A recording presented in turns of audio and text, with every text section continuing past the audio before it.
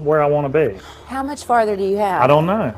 Why are you It's not a lifelong. pleased? There is no goal, I think. For nearly a decade, Ben Napier has been the guy on your TV screen with sawdust on his jeans, a grin as wide as the state of Mississippi, and hands that look like they were built for hard work.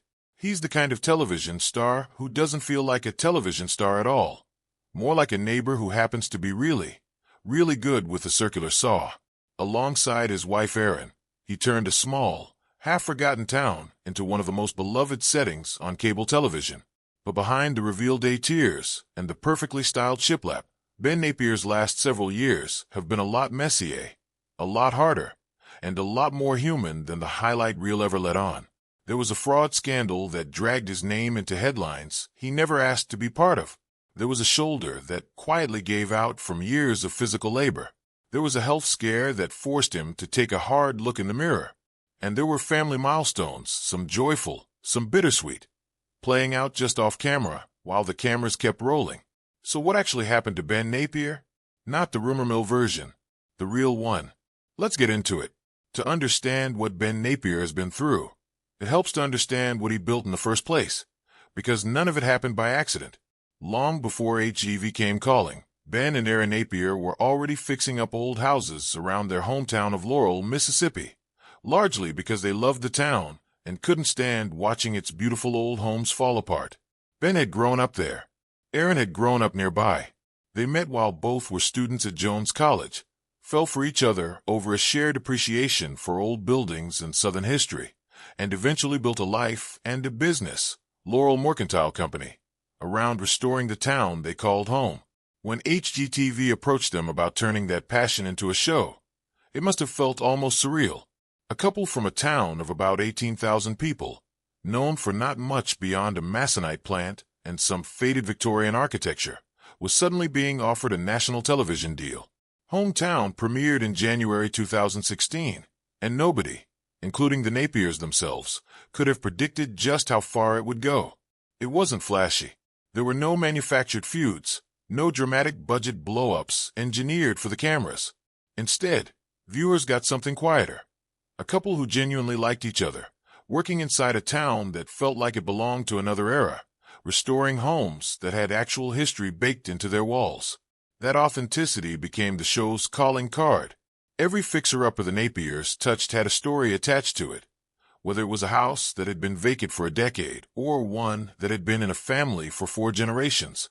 Ben's specialty was the physical transformation, walls coming down, custom furniture built by hand in his own workshop, porches rebuilt board by board. Erin brought the eye for color, pattern, and the small personal touches that made a renovated house feel like somebody's actual home rather than a showroom. Together, their chemistry did something a lot of renovation shows struggle to fake. It made viewers feel like they were catching up with old friends rather than watching a competition or a flip. Laurel itself became a character in its own right. Instead of chasing the glossy, high-budget markets that so many renovation shows gravitate toward, hometown stayed rooted in a place most Americans had never heard of before 2016. For viewers who came from their own small towns, the kind that had watched their downtowns hollow out over the decades, there was something deeply comforting about watching two people fight to keep theirs alive. It wasn't about flipping a house for a quick profit. It was about permanence, memory, and community. 3 things that can be in short supply on reality television.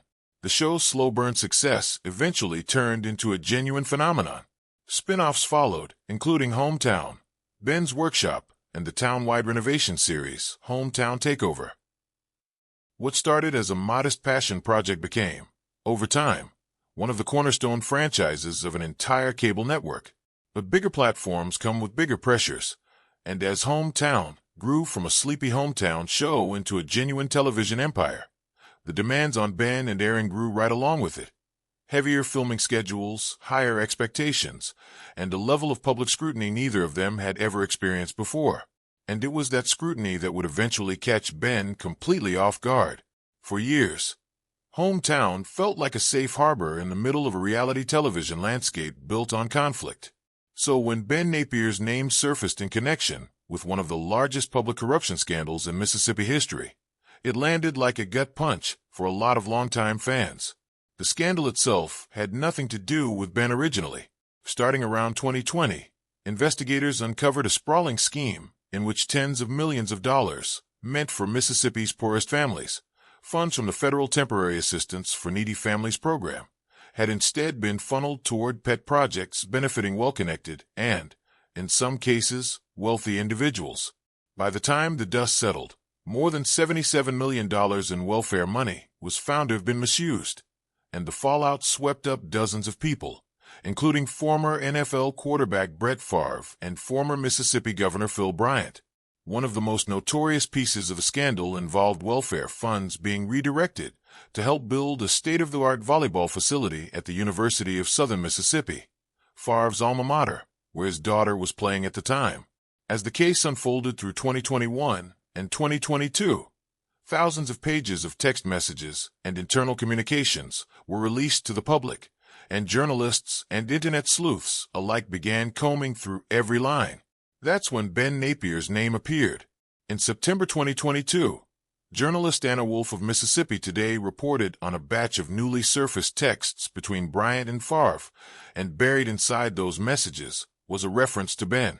Specifically, the released communications showed that Governor Bryant had reached out to Ben at one point, asking whether he could recommend someone to help build custom lockers for the new volleyball facility.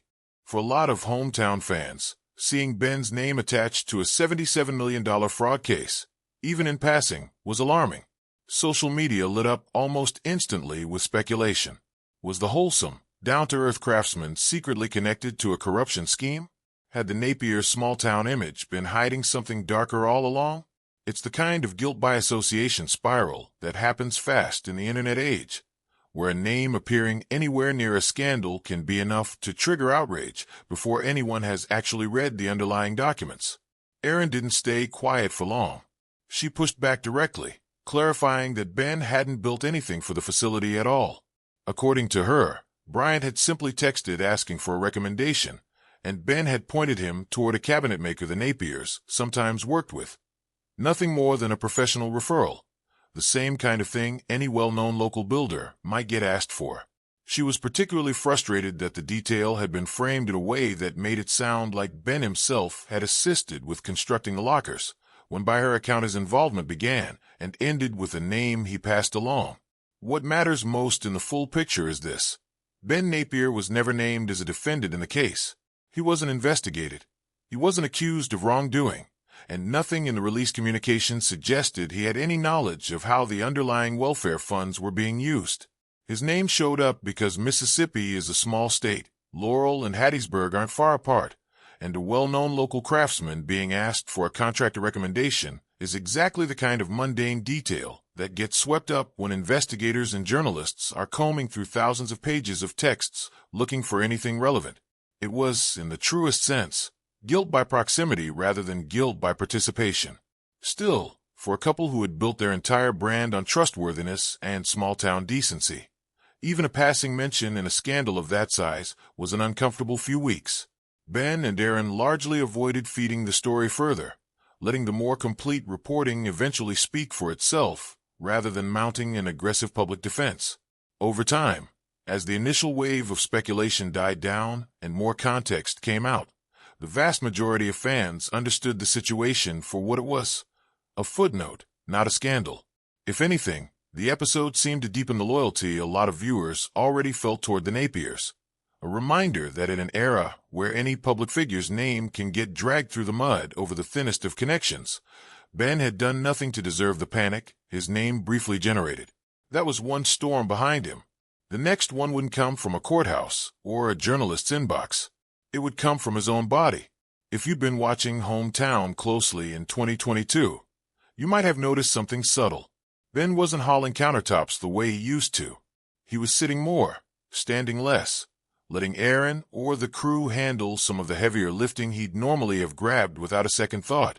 It was a small shift, easy to miss if you weren't paying close attention, but longtime fans noticed, and the question started trickling in online. Was Ben okay? Why did he seem to be holding back? The truth, once it came out, was straightforward but not simple. Years of demanding physical labor had finally caught up with him.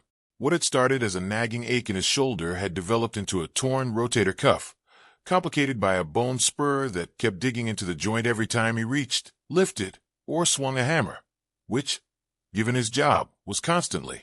For a man whose entire public identity was built around being the guy who could build absolutely anything with his bare hands, waking up unable to lift his own arm without pain was more than an inconvenience.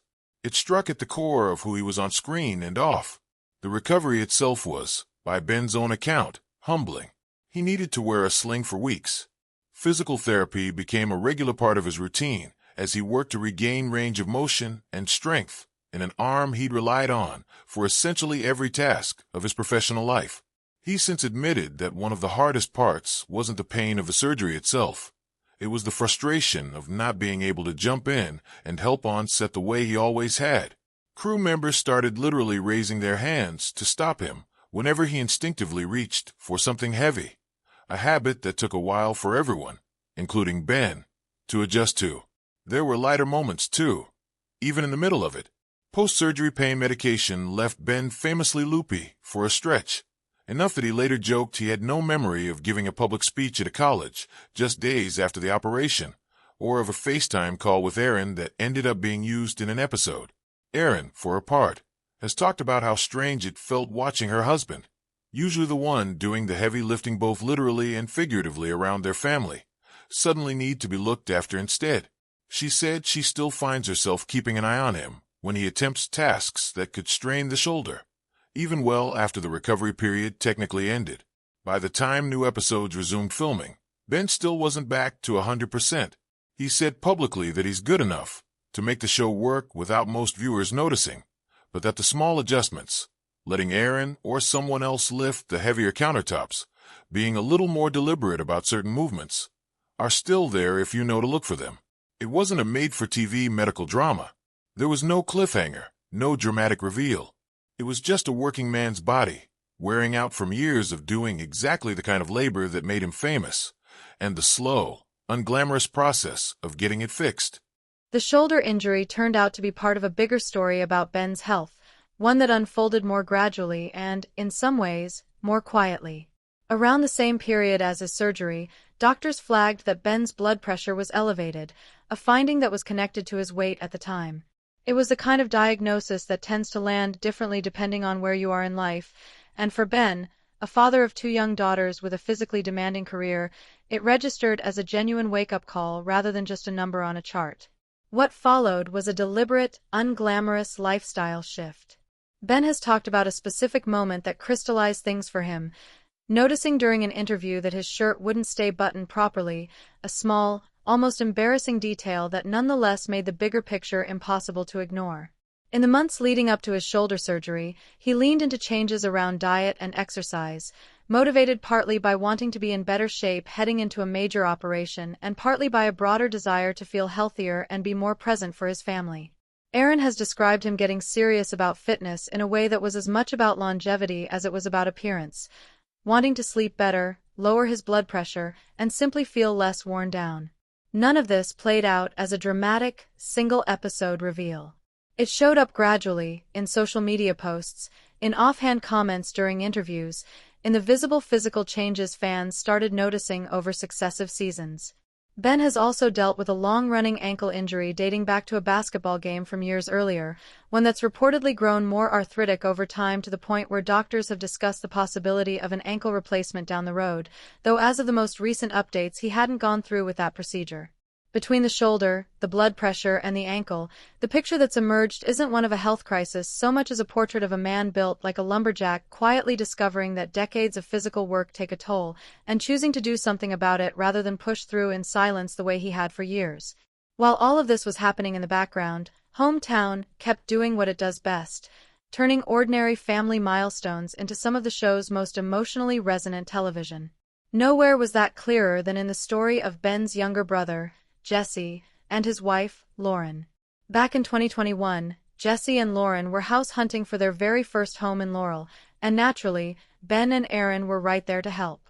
The resulting episode, Family Values, became one of fans' favorites, not just because of the renovation itself, a mid-century, retro-inspired cottage packed with bold color and personality, but because of the timing.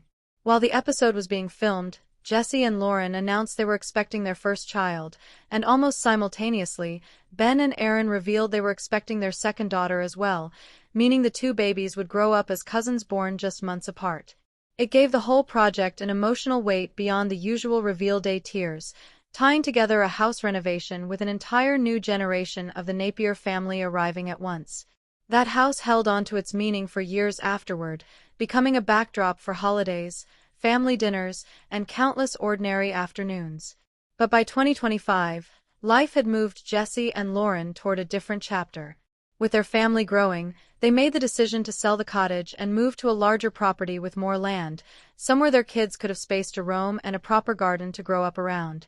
For a family whose entire livelihood is built around finding new life in old houses, letting go of a home with that much personal history wasn't simple. Erin shared the news with fans through social media, describing the house as the place where two pieces of major family news had been revealed and reflecting on how many family dinners and playdates it had hosted over the years. Ben echoed the sentiment in his own way, noting how much living had been packed into that particular house over its 4 years with Jesse and Lauren. Holidays, family gatherings, new babies, and what felt like almost as many cups of coffee shared with his mother there as in his own kitchen. It was a small, human moment tucked inside a franchise mostly known for shiplap and reveal days, a reminder that for the Napiers, these houses were never just sets. They were genuinely part of the family's life, which made saying goodbye to one of them feel like closing a real chapter rather than wrapping a storyline.